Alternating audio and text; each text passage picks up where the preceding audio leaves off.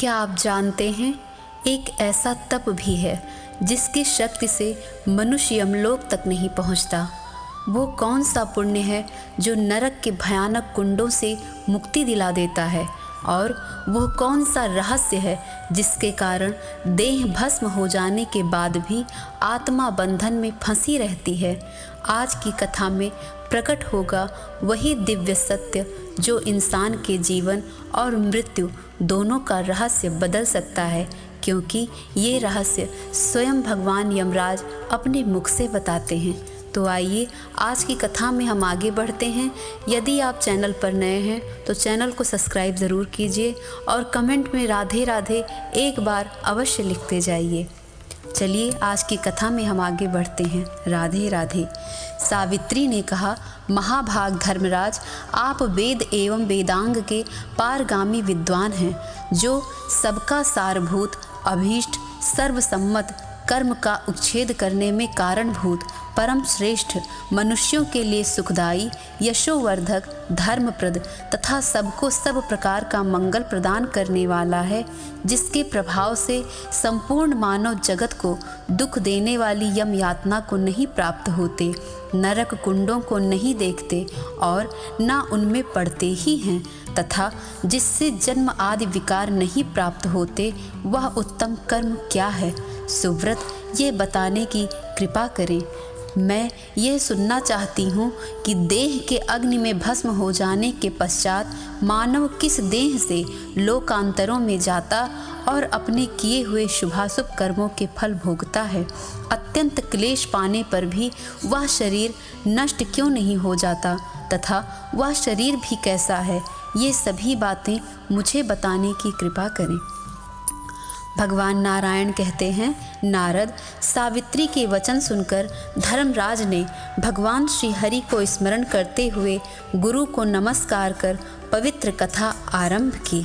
धर्मराज बोले, वत्से, पतिव्रते, सुव्रते, चारों वेद, धर्मशास्त्र, संहिता, पुराण, इतिहास, पांचरात्र प्रभृति धर्म ग्रंथ तथा अन्य धर्मशास्त्र एवं वेदांग, इन सब में एक श्री कृष्ण की मंगलमयी सेवा को ही सबके लिए अभीष्ट एवं सारभूत बतलाया गया है। इससे जन्म, मृत्यु, जरा, व्याधि तथा शोक संताप नष्ट हो जाते हैं। ये साधन सर्व मंगल रूप तथा परम आनंद का कारण है। इससे संपूर्ण सिद्धियां प्राप्त हो जाती हैं। यह नरक से प्राणी का उद्धार करने वाला है, भक्ति रूपी वृक्ष में अंकुर उत्पन्न करने वाला तथा कर्म रूपी वृक्ष को काटने वाला है। गोलोक के मार्ग पर अग्रसर होने के लिए यह सोपान है। भगवान के सालोक्य, साष्टि, सारूप्य और सामीप्य आदि मोक्ष को तथा अविनाशी एवं शुभ को पद को प्रदान करने वाला है। शुभे श्री कृष्ण के किंकर नरक कुंड, यमदूत तथा यमराज को स्वप्न में भी नहीं देखते हैं। जो एकादशी का व्रत तथा वैष्णव तीर्थ में स्नान करते हैं, एकादशी को अन्न नहीं खाते और भगवान श्री हरि को नित्य प्रणाम करते एवं उनकी प्रतिमा की पूजा करते हैं, उन्हें भी मेरी भयंकर संयमनीपुरी में नहीं जाना पड़ता। भगवान श्री कृष्ण के भक्तों से मेरे दूत इस प्रकार डरते हैं जैसे गरुण से सर्प। मेरा दूत जब हाथ में पाश लेकर मृत्यु लोक की ओर जाता है, तब मैं चेतावनी देते हुए उससे कहता हूँ, दूत, तुम भगवान विष्णु के भक्त का आश्रम छोड़कर और सब जगह जा सकोगे। श्री कृष्ण मंत्र के उपासकों के नाम भी यमलोक वासियों को काट खाते हैं। चित्रगुप्त भयभीत से हो दोनों हाथ जोड़कर उनका स्वागत करते हैं। ब्रह्मा जी उनके लिए मधुपर्क आदि निवेदन करते हैं, क्योंकि वे ब्रह्मलोक को लांघकर गोलोक में जाने वाले होते हैं। उनके स्पर्श मात्र से प्राणियों के सारे पाप नष्ट हो जाते हैं। ठीक उसी तरह जैसे प्रज्वलित अग्नि में पड़कर तृण और काष्ठ भस्म हो जाते हैं। उन्हें देखकर मोह भी अत्यंत भयभीत हो सा सम्मोह को प्राप्त होता है।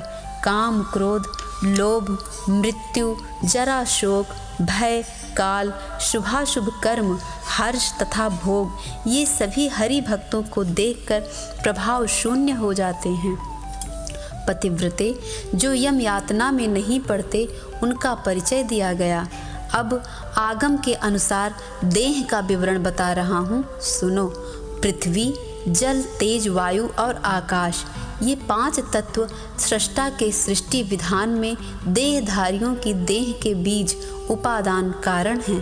पृथ्वी आदि 5 भूतों से जो देह निर्मित होता है वह कृत्रिम है, अतएव नश्वर है, इसीलिए वह यहीं भस्म हो जाता है।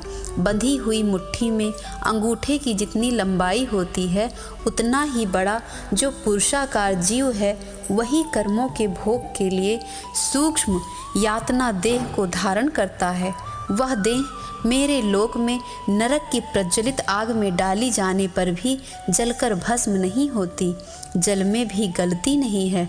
दीर्घ काल तक घातक प्रहार करने पर भी उसका नाश नहीं होता है।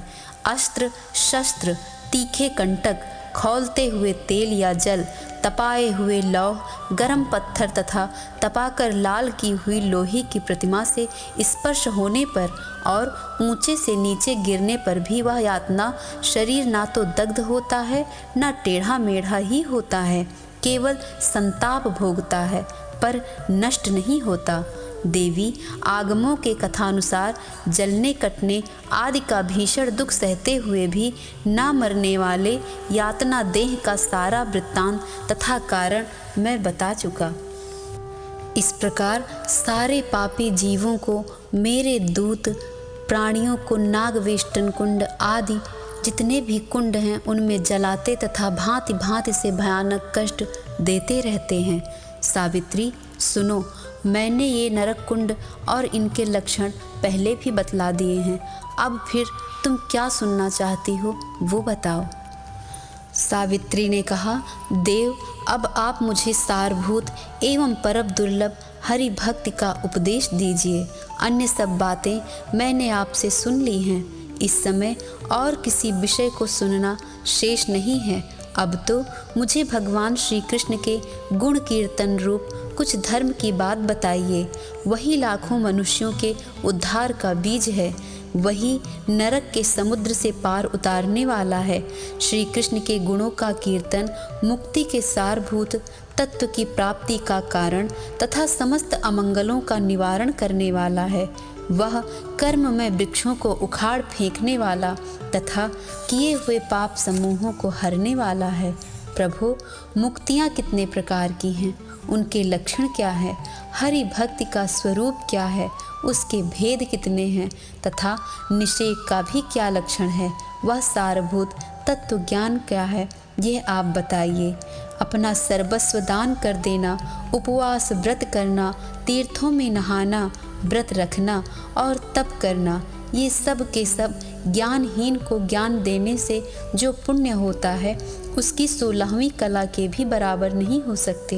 भगवान, यह निश्चय है कि गौरव की दृष्टि से पिता की अपेक्षा माता का स्थान 100 गुना ऊंचा है, परंतु ज्ञानदाता गुरु माता से भी 100 गुना अधिक पूजनीय होता है।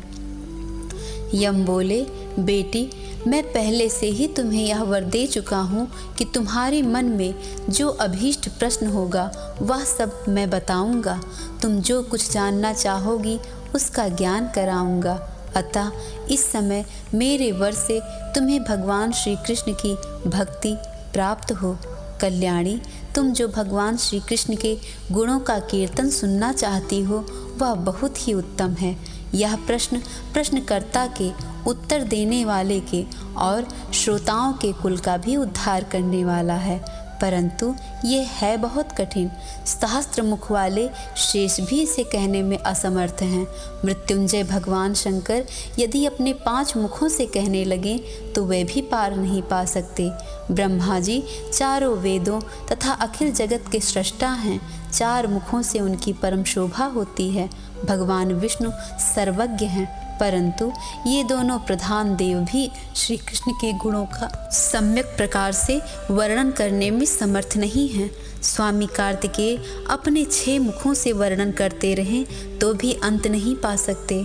महाभाग गणेश जी को योगिंद्रों का गुरु भी कहा जाता है, किंतु भगवान श्री कृष्ण के गुणों का वर्णन कर पाना उनके लिए भी असंभव है। संपूर्ण शास्त्रों के सार तत्व 4 वेद हैं। ये वेद तथा इनसे परिचित विद्वान भी श्री कृष्ण के गुणों की एक कला भी जानने में असमर्थ सिद्ध हो जाते हैं। श्री कृष्ण की महिमा के वर्णन में साक्षात सरस्वती भी जड़ के समान होकर असमर्थता प्रकट करने लगती हैं।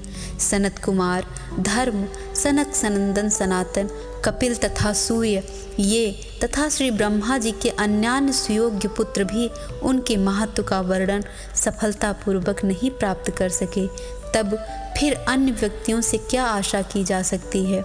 जिन श्री कृष्ण के गुणों की व्याख्या सिद्ध मुनीन्द्र तथा योगींद्र भी नहीं कर सकते, उनका वर्णन अन्य पुरुष कैसे कर सकते हैं तथा मैं ही कैसे कर सकता हूँ।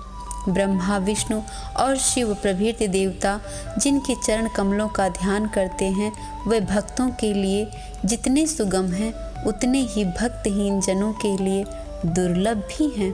श्री कृष्ण का गुणानुवाद परम पवित्र है, जो कुछ लोग किंचिन मात्र भी उसे जानते हैं। परम ब्रह्मज्ञानी ब्रह्मा तथा उनके पुत्र आदि अधिक परिचित हैं। ज्ञानियों के गुरु गणेश जी भी उनसे अधिक जानते हैं। सबसे अधिक सर्वज्ञ भगवान शंकर ही जानते हैं, क्योंकि परब्रह्म परमात्मा श्री कृष्ण ने पूर्व काल में इनको ज्ञान प्रदान किया था। गोलोक के अत्यंत निर्जन रमणीय रास मंडल में श्री कृष्ण ने जो शिव को अपने गुणों के कीर्तन का महत्व बताया था, उसका स्वयं शिव जी ने अपनी पुरी में धर्म के प्रति उपदेश किया था। महाभाग सूर्य के पूछने पर धर्म ने पुष्कर में उनके सामने इसकी व्याख्या की थी।